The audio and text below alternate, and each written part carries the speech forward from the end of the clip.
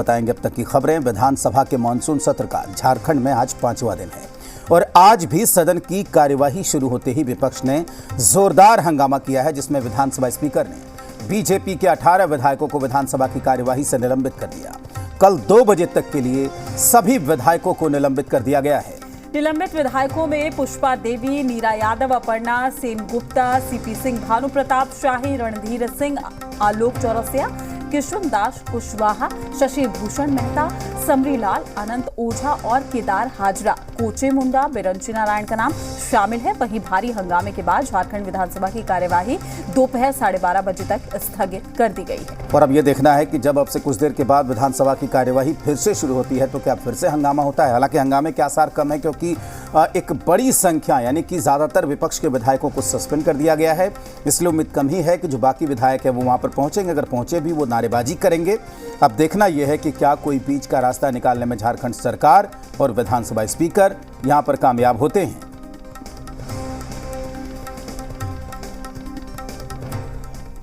झारखंड विधानसभा की कार्यवाही से निलंबित किए जाने को लेकर नेता प्रतिपक्ष अमर कुमार बावरी ने जमकर निशाना साधा। उन्होंने सरकार पर तानाशाही करने का आरोप लगाया। अमर बावरी ने कहा कि माननीय स्पीकर ने सदन में दिन दहाड़े लोकतंत्र की हत्या की। बिना किसी गलती के जेएमएम और कांग्रेस के इशारे पर विधायकों पर यह कार्रवाई की गई।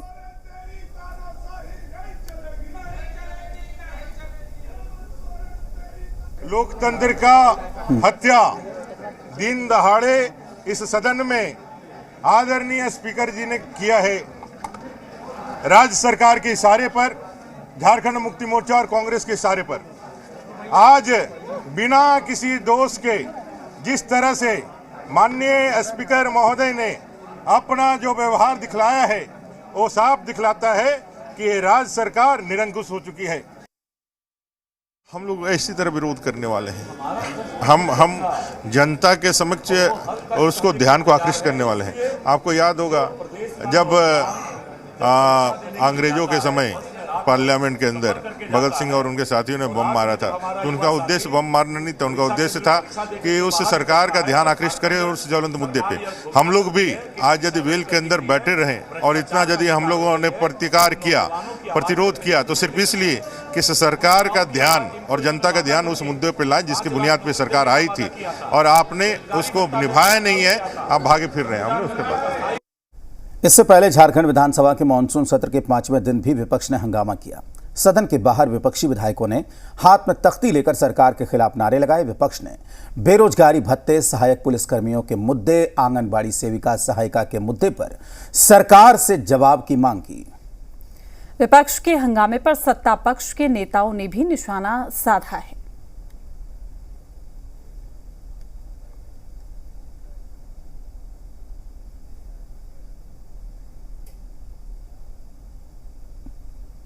सीधे यहाँ जो प्रदेश के हालात है, जिस प्रकार से लगातार सरकार हठधर्मिता कर रही है, सरकार युवाओं की आवाज को दबाने का काम कर रही है, उनकी आवाज को सुनने का काम नहीं कर रही है, 5 लाख की नौकरी का वादा दे करके धोखा देने का काम कर रही है, बेरोजगारी भत्ता का धोखा दे करके उनको देने का काम नहीं कर रही है, संविदा कर्मियों को अस्थायी करने की बात कह करके उसको अस्थायी करने की बात नहीं कर रही है। ऐसे सारे मुद्दों को लेकर के हमने कल भी रात गुजारी थी और आज सदन के बाहर और सदन के अंदर माननीय मुख्यमंत्री जी से, नौजवानों से जो वादे नारे देकर के आए थे वो हम हिसाब मांगने आए हैं। जिस तरह से आज लोकतंत्र के साथ खिलवाड़, ये जो लोकतंत्र का पवित्र मंदिर कहलाता है, कोई भी हाउस, चाहे विधानसभा हो, लोकसभा हो, आज जिस तरह से इन्होंने नंगा नाच करने का काम किया है, ये जनता बहुत अच्छी तरह से देख रही है, जान रही है, समझ रही है। जो ये घड़ियाली आंसू बहा रहे हैं, जिन्हें झारखंड से, झारखंडियत से, जो झारखंड को टुकड़े टुकड़े करने की बात करते हैं, और आज वो एक नाटक नौटंकी बनाकर रख दिया है इस सदन को, तो जनता जरूर इसका जवाब देगी। आप लोगों को क्या लगता है? आप लोगों ने देखा उस अंधेरे में मुख्यमंत्री जी भी बैठे थे, ये जानबूझ करके कोई किया नहीं होगा। दूसरा ये कि लोकतंत्र में विरोध का सभी को अधिकार है, सभी को उस तरह के विरोध करने के लिए स्थान तय है। सदन का इस तरीके से अपमान करना किसी भी तरह से सही नहीं है। नेता प्रतिपक्ष जो हैं वो स्पीकर के साथ किस तरह की भाषा का उपयोग करते हैं वह भी आपके सामने। मुख्यमंत्री जी जाकर मिले, उनके साथ ज़मीन पर बैठ कर के बात किए, चाय पीने का भी निमंत्रण दिया और उनके जो सवाल थे उन सभी चीज़ों का उन्होंने जवाब दिया। मेरा कहना यह है कि जिस संवर्ग की मांगों को लेकर ये सवाल खड़ा कर रहे हैं उस संवर्ग के लोग यहाँ मौजूद हैं क्या? सहायक पुलिसकर्मी मोराबादी में शांतिपूर्वक बैठे हुए हैं, सरकार के फैसले का इंतजार कर रहे हैं। इन लोगों ने, जिन लोगों ने उनको इस दलदल में ढकेला, वो आज इनके बड़े पैरोकार कैसे बन गए? क्या इनके साथ सहायक पुलिसकर्मी का कोई शिष्टमंडल, सहायक पुलिसकर्मी का कोई प्रतिनिधि मंडल, उसके कोई प्रतिनिधि मौजूद है?